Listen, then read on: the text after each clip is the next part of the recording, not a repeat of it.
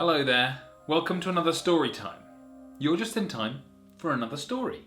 Today's story is about Aldrich the Fox.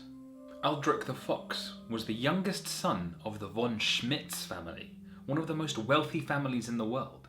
As the youngest in the family, there was very little pressure on Aldrich to work, so he spent most of his time in the house. As far as he was concerned, this was great. It meant he had all the time in the world to practice playing the tin whistle, his favourite activity. The main downside, however, was that he barely ever met any women. Aldrich often felt very lonely. He longed for somebody to be with who knew who he was, truly. Somebody to be his soulmate. Now, he'd had girlfriends in the past, but they'd mainly been interested in his money. As soon as they were done enjoying his wealth, they were off. He never felt truly connected to any of them. But this year was going to be different. Aldrich resolved that he was going to find himself a beautiful girlfriend to be his soulmate. He figured that the first part of his problem that he'd need to solve was the fact that he never really met any new women. The obvious way to solve this problem, he thought, was to go to the clubs. He'd heard that the club was a good place to pick up women, so it seemed like the logical place to go.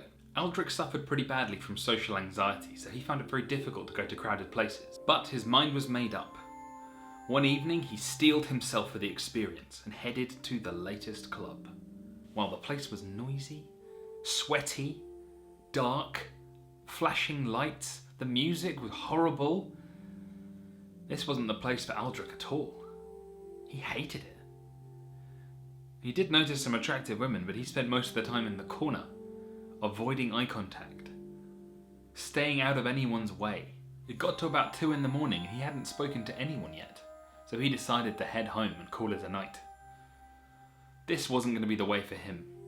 So if he can't go to the clubs to find women, where else can he find them?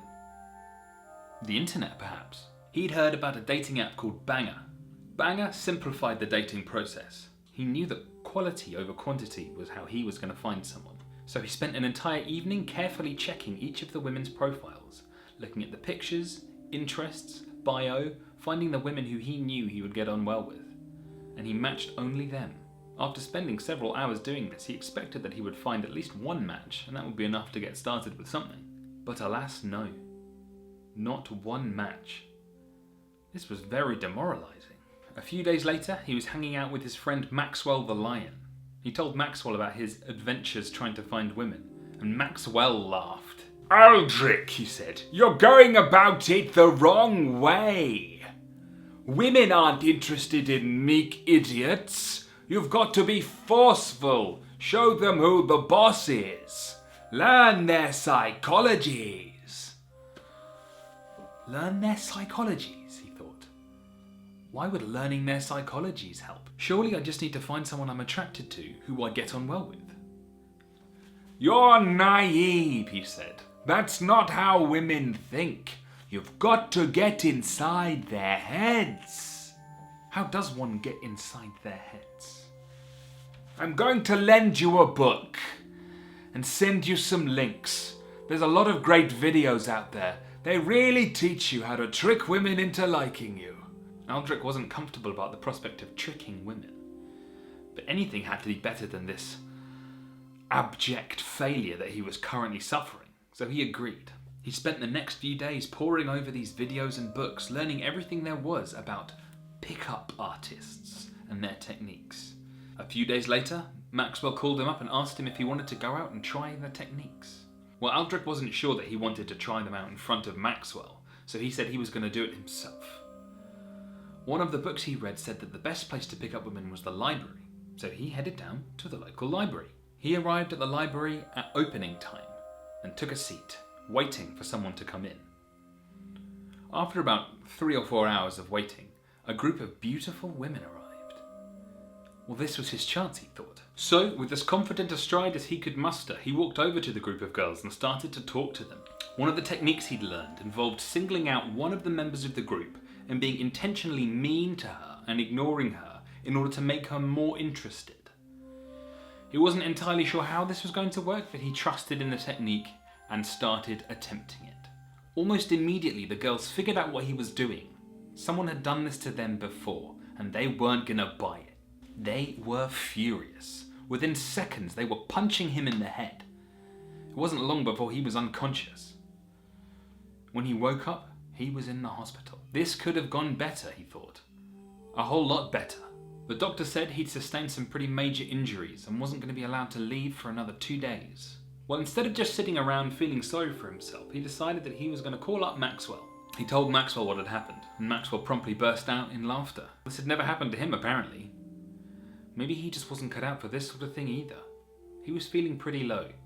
Maxwell said he'd bring him a bag of his stuff so that he didn't get bored, and he said thanks. After Maxwell had been and gone, he was sitting and reading a magazine, getting pretty bored. Then he remembered that in the bottom of the bag was his tin whistle. He thought no one would mind if he played a little whimsical number, so he got it out and started playing. A few bars in, something strange happened. A beautiful voice joined in and sang along. What an enchanting voice, he thought. And somebody who truly appreciates the tin whistle. Well, he shuffled out of bed and hobbled over to where the sound was coming from. He pulled back the curtain. A beautiful fox sat there, looking at him. He started playing the tin whistle again, and she started singing. It was beautiful. Well, from here, something beautiful was born. After they'd gotten out of hospital, the two of them would meet regularly to play music together. And eventually this blossomed into something even more. Aldrich had finally found what he was looking for. A soulmate. And the moral of the story is, the tin whistle is the ultimate babe magnet. Thanks for watching. So there you have it, guys. Another story time in the bag. If you enjoyed it, let me know in the comments below. I would love to hear from you. There's another thing you could do actually if you like them. If you can think of any of your friends or family or anyone who you think would really enjoy these videos, if you just tell them about it, send them a link maybe. That would be really cool. I would like more people to watch these because I like doing them and that is fun. Cool? Deal? Deal. I do these videos every 2 weeks, so if you want to make sure you catch the next one, just do a subscribe on it. You know how to do that, I'm sure, by now, since YouTube's been out forever. If you want to watch the last video, I'm going to put that here, abouts-ish. And over here, I'm going to put absolutely nothing, yeah? You get nothing.